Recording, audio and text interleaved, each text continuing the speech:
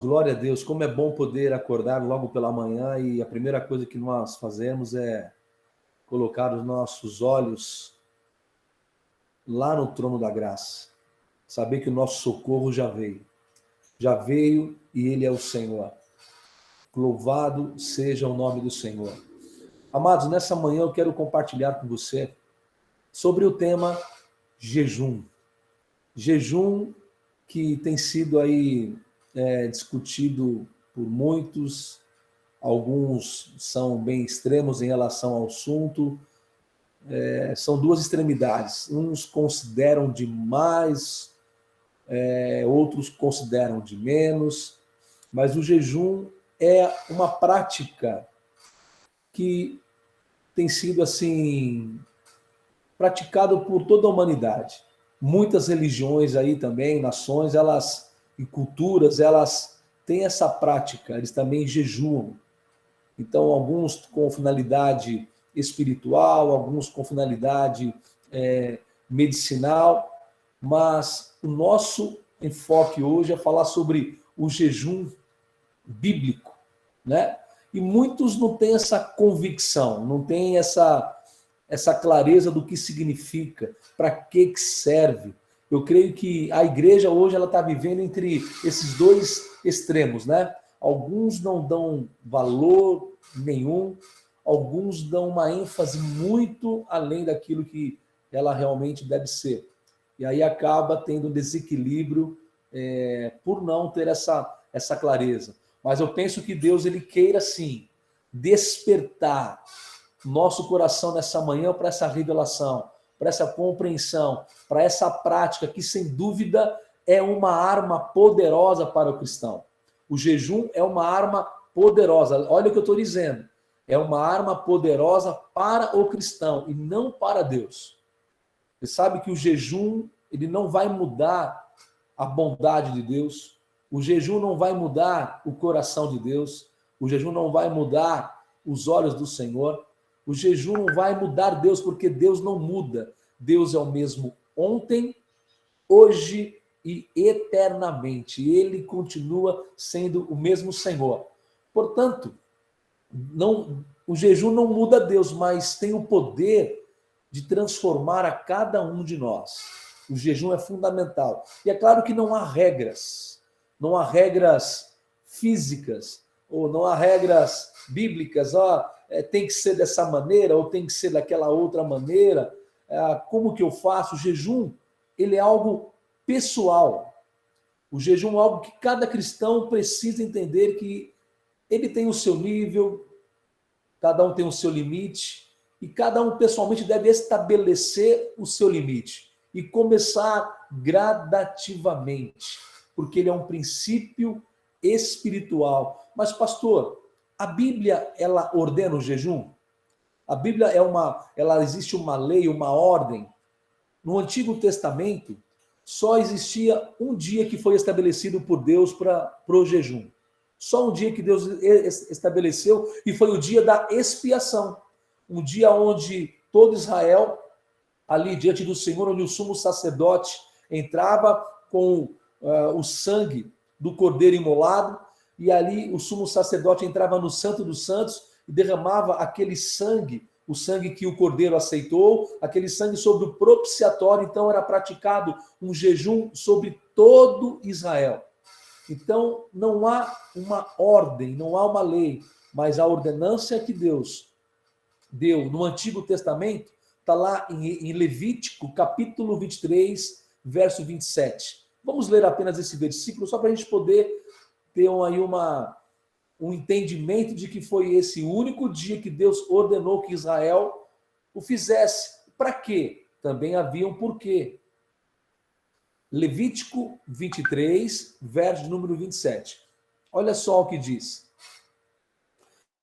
Todos acharam? Diga amém aí quem achou, diga glória a Deus aí, e vamos ler juntos o versículo.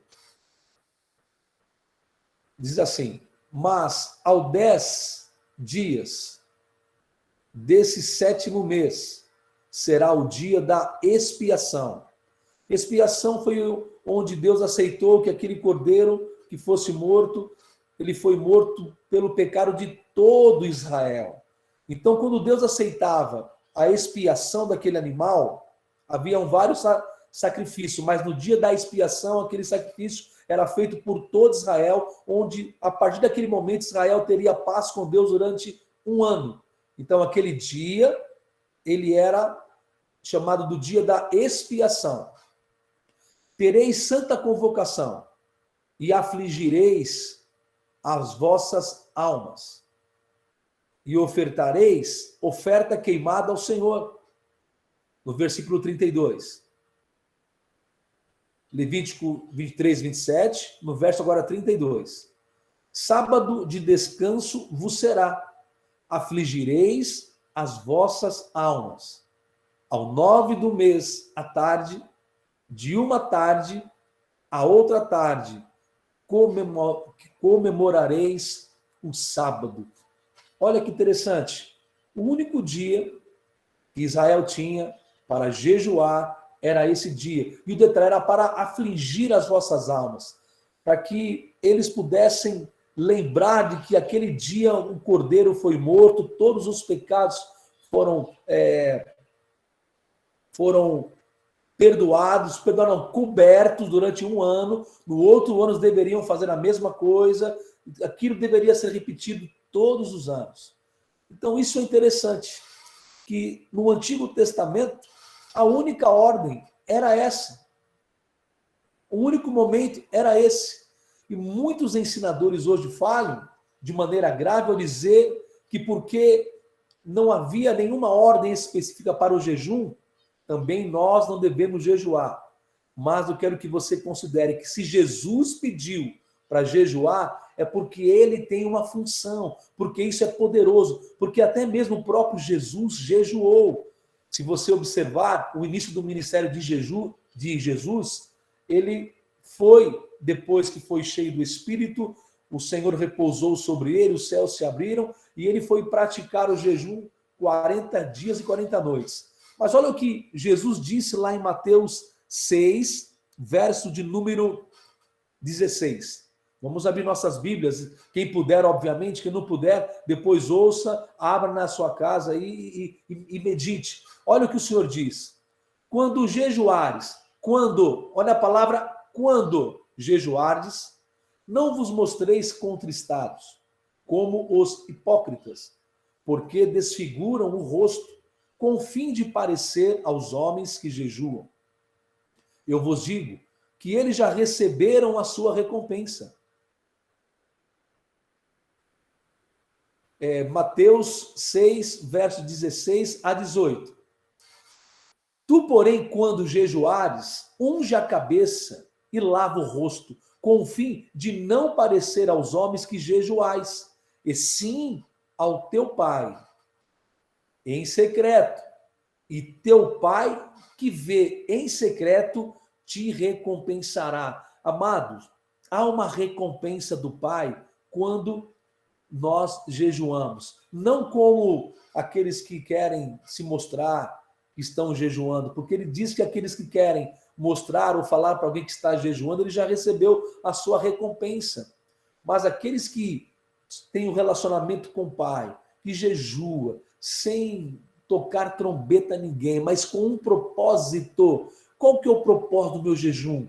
Não de mudar a Deus, mas de eu mesmo ser transformado. Eu estou jejuando porque eu estou pedindo ao Senhor, Senhor, me ajuda, Senhor, a superar esses hábitos. Senhor, me ajuda a enxergar a luz da sua palavra. Senhor, me ajuda, Senhor, a vencer esse desafio, não com medo, mas em paz.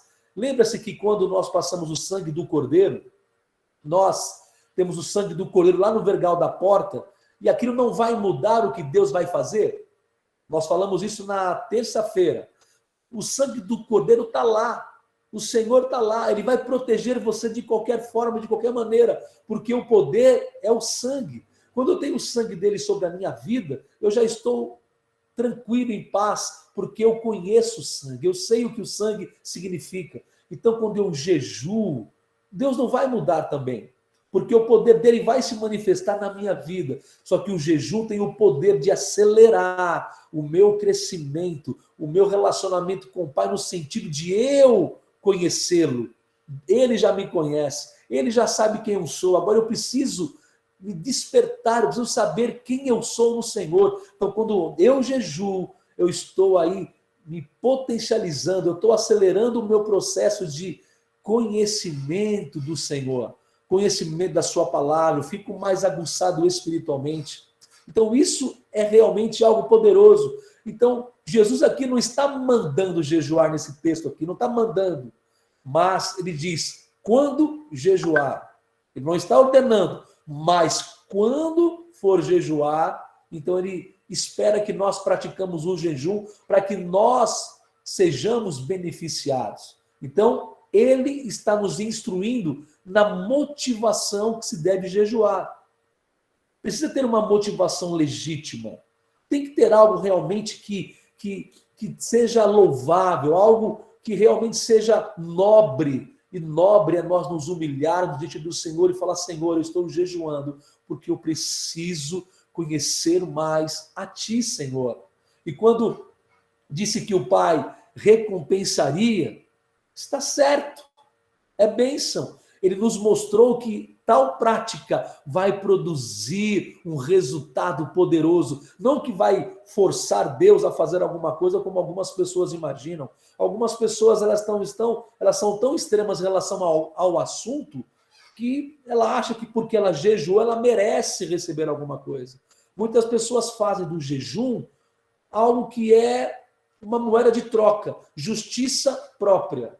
Eu jejuei agora, portanto, agora eu mereço receber algo de Deus. Agora eu vou ficar sentado esperando algo. Não, não é dessa maneira. Não é dessa maneira. Quando eu jejuo, quando eu estou consagrando o meu coração ao Senhor, eu espero que os meus olhos espirituais se abram. Eu espero que a revelação do Pai de amor exploda no meu coração. Glória a Deus, querido. Porque Jesus, quando estava sendo ascendido ao céu, lá em Mateus 28, 20, ele deu uma ordem aos apóstolos. Olha, ensinem a guardar todas as coisas que eu vos tenho ordenado, inclusive o modo de jejuar, como jejuar, para que jejuar, a maneira. O próprio Jesus praticou o jejum.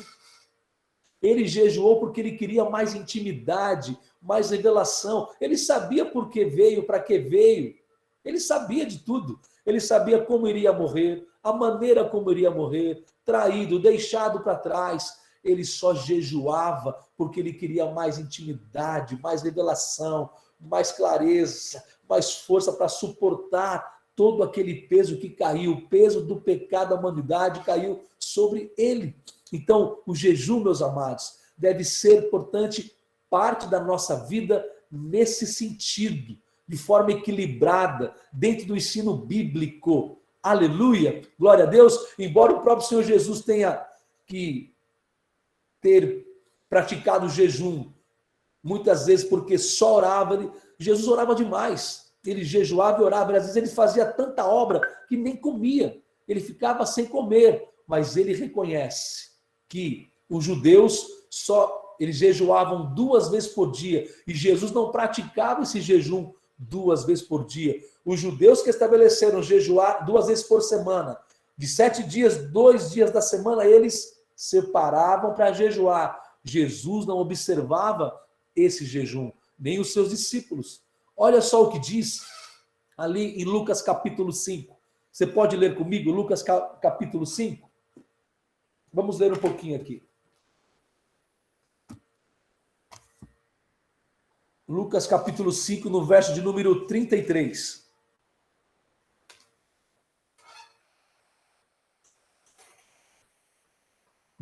Olha só, disseram os discípulos de João, os discípulos de João, eles, bem assim, os fariseus geralmente jejuam e fazem orações.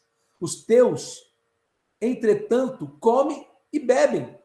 Jesus, porém, lhes disse: podeis fazer jejuar os convidados para o casamento enquanto está com ele o noivo, dias virão, contudo, em que eles serão tirados, em que o noivo será tirado. Tais dias, sim, jejuarão. Olha só, os judeus jejuavam 2 dias durante toda a semana. E os judeus vieram questionar Jesus. Jesus, os seus discípulos não jejuam. Eles estão jejuando, eles não fazem o que nós fazemos. Mas Jesus disse, não é necessário, porque o noivo está aqui. Eu estou aqui para que jejuar? Estamos aqui celebrando junto, caminhando junto, mas chegará dias em que o noivo será tirado. Ou seja, os discípulos estavam vendo o noivo, estavam junto com o noivo. Então, Jesus não observava o jejum que os fariseus praticavam. Mas Jesus diz, chegará dias em que o noivo será tirado. Então, aí sim, jejuarão. Glória a Deus, o mestre não estava contra o jejum. Ele disse que no tempo em que ele fosse morto e levantado e ressuscitado e sentado à direita do Pai, o Todo-Poderoso, chegaria então o tempo de começar a jejuar. No Novo Testamento, sim, nós jejuamos para estabelecer revelação, para conhecer o coração do Pai, para acelerar o processo de crescimento, porque Deus tem pressa em que seus filhos o conheçam e tenha revelação clara. Por quê? Para que descansem na presença